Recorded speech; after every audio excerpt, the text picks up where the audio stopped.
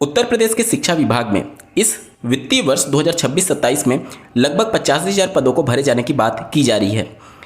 Primary की अगर हम लोग बात करें तो बेसिक शिक्षा परिषद के अंतर्गत जो प्राइमरी और अपर प्राइमरी के विद्यालय रन होते हैं उसमें लगभग 45,000 पदों को भरे जाने की बात की जा रही है, जिसमें से नगर क्षेत्र में 15,000 पद और ग्रामीण क्षेत्रों के लगभग 30,000 पद बताए जा रहे हैं। 15,000 पदों के संदर्भ में जो अधियाचन है वो शिक्षा सेवा चयन आयोग को भेजा जा चुका है, ऐसा दावा किया गया है। आप अपने स्क्रीन पर देख पा रहे होंगे, यहाँ पर आप देख सकते हैं ग्रामीण क्षेत्र के 30,000 सहायक अध्यापक व प्रधानाध्यापक पदों का अधियाचन भेजने की तैयारी है। हालांकि अभी इसमें हाईकोर्ट के एक आदेश की बाधा है, इसके लिए विधिक राय लेने के बाद ही कुछ निर्णय लिया जा सकेगा। इसकी पुष्टि बेसिक शिक्षा परिषद के सचिव श्री सुरेंद्र तिवारी ने की है। उन्होंने कहा है कि पदों की संख्या में आंशिक बदलाव हो सकता है। आप नाम पर विशेष ध्यान दीजिएगा। बेसिक शिक्षा परिषद के सचिव श्री सुरेंद्र तिवारी जी ने इस खबर की पुष्टि की थी, जो कि कल के न्यूज़पेपर में ये आर्टिकल प्रकाशित हुआ था। दिनांक 15 मई 2026 को उत्तर प्रदेश शासन में माध्यमिक शिक्षा अनुभाग 6 के द्वारा ये एक कार्यालय ज्ञापन जारी किया गया है, जिसमें श्री सुरेंद्र कुमार तिवारी जी, जो कि अपर शिक्षा निदेशक माध्यमिक शिक्षा निदेशालय प्रयागराज थे, इनका ट्रांसफर करते हुए अब इनकी नवीन पोस्टिंग जो है वो लखनऊ में कर दी गई है और इनके जगह पर श्री मनोज कुमार द्विवेदी जी इनका पदभार ग्रहण करेंगे। आप अपने स्क्रीन पर देख पा रहे होंगे,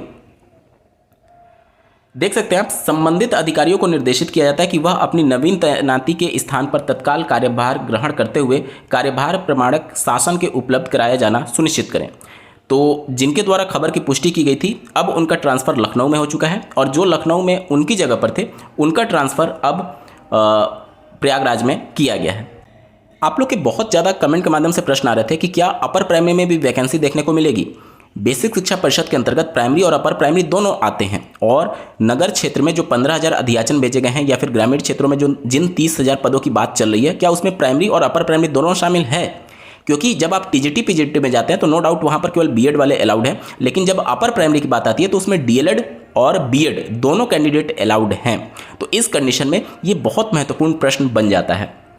देखिए, उत्तर प्रदेश में अंतिम जो अपर प्राइमरी की वैकेंसी हुई थी वो 2013 में हुई थी, जो कि गणित और विज्ञान विषय के लिए हुई थी। उसके बाद से 13 वर्ष हो चुके हैं, अब तक कोई भी डायरेक्ट रिक्रूटमेंट नहीं किया गया है। इसके पीछे का जो रीजन है वो जो नियमावली है उसमें परिवर्तन किया जा चुका है। पहले क्या नियमावली थी कि 50% सीटों को, मतलब मान लेते हैं टोटल 100 सीट है अपर प्राइमरी में वैकेंट है, तो 100 में से 50 सीटों को प्रमोशन के तहत भरा जाता था, यानी प्राइमरी से कैंडिडेट प्रमोट होकर के अपर प्राइमरी में चले जाते थे।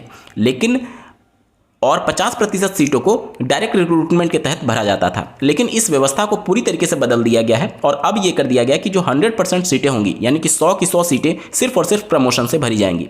इसको लेकर के एक कोर्ट में याचिका भी दाखिल की गई थी। अगर आपको याद हो तो LT ग्रेड में जिस तरीके से जो टीजीटी वाली भर्ती थी उसमें अगर आपको याद हो तो माननीय हाईकोर्ट ने जो कैडर है 6 से 8 वाली और 9 से 10 वाली, उसमें स्पष्ट करने के लिए कहा था कि ये जो LT ग्रेड की भर्ती हो रही है वो किस कैडर की हो रही है। तो उस समय शासन ने अपना स्पष्टीकरण दिया कि ये सिर्फ और सिर्फ 9वीं और 10वीं के लिए हो रही है। माननीय कोर्ट ने ये टिप्पणी की थी कि अगर आप 6 से 8 वाली भर्ती करेंगे तो उसमें जो अपर प्राइमरी का टेट होता है उसको आपको लागू करना होगा। तो कहीं ना कहीं वहाँ से स्थिति स्पष्ट हो रही है कि वो अलग अलग कैडर किया जा सकता है। साथ ही साथ इसी प्रकार का एक मामला कोर्ट केस में पहुंचा हुआ है, जिसमें जो 100% सीटों को प्रमोशन से भर दिया जाता है उसको 50% जैसे पहले व्यवस्था थी डायरेक्ट रिक्रूटमेंट के तहत भरा जाए, वो व्यवस्था पुनः लागू करने के लिए कोर्ट केस किया गया था। हालांकि उस मामले में अभी कुछ भी प्रोग्रेस देखने को नहीं मिल रहा है। देखिए, ये जो मैटर्स होते हैं वो राज्य सरकार का विषय होता है कि वो पदों को किस तरीके से भरना चाहते हैं। लेकिन अगर इससे किसी दूसरे पक्ष का अहित हो रहा है, क्योंकि मान लेते हैं डीएलएड वाले कैंडिडेट तो डायरेक्ट अगर आपके प्राइमरी में चले जाएंगे, लेकिन बीएड वाले कैंडिडेट जो कि अपर प्राइमरी में पहले जा सकते थे उनका रास्ता बंद कर दिया गया डायरेक्ट प्रमोशन के तहत भरने के लिए। तो इस वजह से उनके हितों की अवहेलना हो रही है। इस वजह से कैंडिडेट माननीय कोर्ट में पहुंचे हुए थे। देखना होगा कि इस मामले में आगे क्या कुछ रुख होता है कोर्ट का।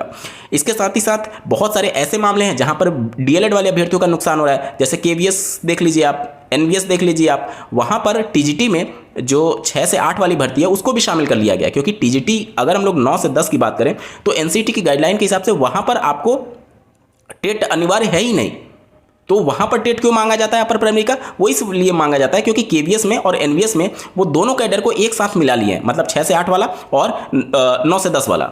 अगर 6 से 8 को वो अलग कर देते और उसमें केवल अपर प्राइमरी मांगते और 9 से 10 वाली टीजीटी के लिए अलग भर्ती निकालते, तो 9 से 10 वाला तो क्लियर था कि उसमें बीएड जाते, और जो 6 से 8 वाला है उसमें डीएलएड और बीएड दोनों को मौका मिलता। तो कहीं ना कहीं व्यवस्थाएं गलत हैं, जिसकी वजह से एक जगह पर बीएड वाले को लाभ हो रहा है तो दूसरी जगह पर डीएलएड वाले को लाभ हो रहा है। क्योंकि अब देखिए, डीएलएड वाले को लाभ कहने का मतलब कि वो केवल प्रमोशन से जो सिस्टम में आ चुके हैं उनको केवल लाभ होगा। अगर डायरेक्ट रिक्रूटमेंट आती तो उसमें डीएलएड और बीएड दोनों का लाभ होता। अगर वो जो कैडर है 6 से 8 वाला उसको टीजीटी से अलग कर दिया जाए तो कहीं ना कहीं डीएलएड को भी लाभ होगा और बीएड को भी लाभ होगा। क्योंकि टीजीटी में अगर आप देखेंगे तो सब्जेक्ट कॉम्बिनेशन बहुत लोगों का अगर नहीं बन पाता है, और अपर प्राइमरी में जो सब्जेक्ट कॉम्बिनेशन का क्राइटेरिया वो थोड़ा सा डाइल्यूट किया जाता है टीजीटी और पीजीटी की तुलना में, तो बहुत सारे ऐसे बीएड कैंडिडेट हैं जिनका सब्जेक्ट कॉम्बिनेशन ना बनने की वजह से वो टीजीटी पीजीटी पे नहीं जा पाते हैं, और इस वजह से उनका बीएड करना ही पूरी तरीके से बर्बाद हो जाता है। तो उस कंडीशन में अगर डायरेक्ट रिक्रूटमेंट होती तो कहीं ना कहीं उनको भी मौका मिलता अपर प्राइमरी की वैकेंसी में, और साथ ही साथ डीएलएड को मौका मिलता, वो तो खैर मिलता ही मिलता। ठीक है, तो ये सारी चीज़ें हैं, अव्यवस्थाएं हैं, जिसकी वजह से मामले कोर्ट में जाकर के फंस जाते हैं। अब यहाँ पर जैसा कि कल के न्यूज़पेपर में आपने देखा होगा कि 30,000 जो ग्रामीण क्षेत्रों के पदों को भरने की बात चल रही है, तो उसमें कहा गया है कि कोर्ट में मामला विचाराधीन है, इस वजह से थोड़ा सा लंबित हो रहा है। अब देखिए, समायोजन की जो पूरी प्रक्रिया है, अभी मामला कोर्ट में विचाराधीन ही है, अभी वो पूरी तरीके से निपटा नहीं है। समायोजन की प्रक्रिया जब तक नहीं होगी तब तक एग्जैक्ट डेटा हमें नहीं पता चल पाएगा कि कितने शिक्षकों के पद यहाँ पर रिक्त हैं।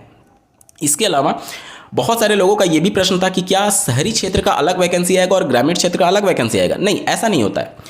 पहले देखिए, पहले हमारे यहाँ क्या व्यवस्था थी, मतलब उत्तर प्रदेश की अगर हम लोग बात करें तो यहाँ पर पहले ये व्यवस्था थी कि जो काउंसलिंग हुआ करता था या फिर जो शिक्षकों की भर्ती हुआ करती थी वो जिला चयन समिति के द्वारा की जाती थी, मतलब कि एक सेंटर लिस्ट नहीं बनती थी।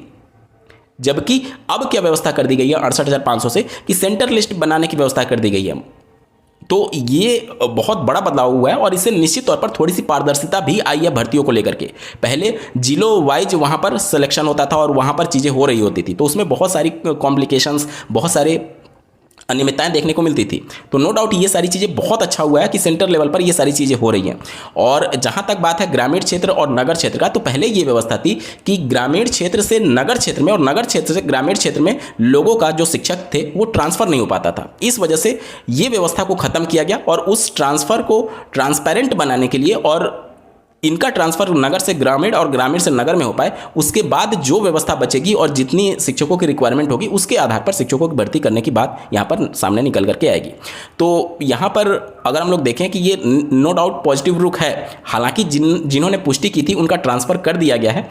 अब देखना होगा कि जैसे उत्तर प्रदेश शासन में जो आयोग को नियुक्त किया गया है, आयोग की तरफ से इस खबर की अभी तक पुष्टि नहीं की गई है कि उनको 15,000 पद प्राइमरी के लिए यहाँ पर अधियाचन के तौर पर मिले हैं। अभी तक उनके द्वारा पुष्टि नहीं की गई है। तो ये कह पाना कि भर्ती होगी ही होगी, ये अभी बहुत ज़्यादा जल्दबाजी होगी, क्योंकि इस प्रकार की खबरें आप पिछले 8 वर्षों से शिक्षक भर्ती के बारे में देख रहे हैं। लेकिन इस खबर से भी इनकार नहीं किया जा सकता कि चुनावी वर्ष है और अगर सरकार चाहे तो एक झटके में भर्ती का विज्ञापन जारी हो सकता है। तो कोई भी ढिलाई मत बरतिए। अगर आप शिक्षक के तौर पर अपने आप को स्थापित करना चाहते हैं, देखना चाहते हैं, तो नो डाउट चुनावी वर्ष होने की वजह से कुछ भी हो सकता है, एक झटके में भर्ती का विज्ञापन आ जाएगा और आप देखते रह जाएंगे। तो अपनी पढ़ाई जारी रखिएगा। साथ ही साथ अपर प्राइमरी वैकेंसी के बारे में मैंने बिल्कुल क्लियर कर दिया कि अपर प्राइमरी वाला मैटर कोर्ट से अगर कुछ आदेश आता है उसके बाद ही देखना होगा कि वहाँ से क्या कुछ रुख उत्पन्न होता है उत्तर प्रदेश शासन का। हालांकि अभी के नियम के हिसाब से उत्तर प्रदेश शासन अपर प्राइमरी की डायरेक्ट रिक्रूटमेंट नहीं निकालती है, क्योंकि नियमावली में परिवर्तन हो चुका है। बिना नियमावली में परिवर्तन के डायरेक्ट रिक्रूटमेंट का नोटिफिकेशन नहीं आएगा। यहाँ तक स्थिति स्पष्ट हो गई। और अगर इन कैंडिडेट्स को प्रमोट कर दिया जाता है अपर प्राइमरी में, तो जो 45,000 पद लगभग निकल करके आ रहे हैं बेसिक शिक्षा परिषद के अंतर्गत, वो पूरे के पूरे प्राइमरी में हो जाएंगे। तो ये स्थिति और परिस्थिति है उत्तर प्रदेश में अभी। तो शिक्षक भर्ती को लेकर के अभी 50-50 का मामला है, कुछ भी कहा नहीं जा सकता, क्योंकि आधिकारिक तौर पर पुष्टि उत्तर प्रदेश शिक्षा सेवा चयन आयोग के द्वारा अधियाचन को लेकर के नहीं की गई है। साथ ही साथ अगर आपने 2-3 दिन पहले न्यूज़पेपर में देखा होगा तो जो अधियाचन पोर्टल लाइव किया गया था उसमें जो आयोग है उनके जो स्पोक पर्सन है उन्होंने इस साफ तौर पर स्थिति स्पष्ट की थी कि ये जो पोर्टल लॉन्च किया गया है वो टीजीटी पीजीटी और माध्यमिक के भर्तियों के लिए किया गया है, प्राइमरी के लिए अलग से पोर्टल बनाने की बात उन्होंने कही थी। तो ये भी एक संदेह का विषय है कि इसमें 15,000 जो नगर क्षेत्र का बताया जा रहा है वो अध्याचन इस पोर्टल पर आ गया, वो कैसे आया। और दूसरी सबसे बड़ी बात कि अभी तक उनकी पुष्टि क्यों नहीं की गई है उत्तर प्रदेश शिक्षा सेवा चयन आयोग के द्वारा। तो ये कुछ बेसिक सवाल है जिसकी वजह से भर्तियों को लेकर के स्थिति परिस्थिति उतना स्पष्ट नहीं हो पा रही है अभी के हिसाब से। लेकिन नो डाउट चुनावी वर्ष है तो पॉजिटिव रुख हो सकता है और एक झटके में अगर शासन चाहे तो भर्ती का विज्ञापन भी निकाल देगी। अध्याचन नहीं मिला, मिला, पोर्टल बना, नहीं बना, ये सब केवल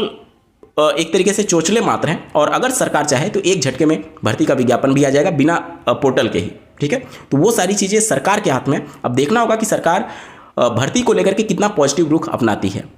उम्मीद करता हूं आपके सभी डाउट्स क्लियर हो गए होंगे। बावजूद इसके अगर आपका कोई प्रश्न आ जाता है तो कमेंट के माध्यम से पूछ सकते हैं। इस वीडियो को देखने के लिए आपका बहुत बहुत धन्यवाद। भगवान करे आपका दिन शुभ हो।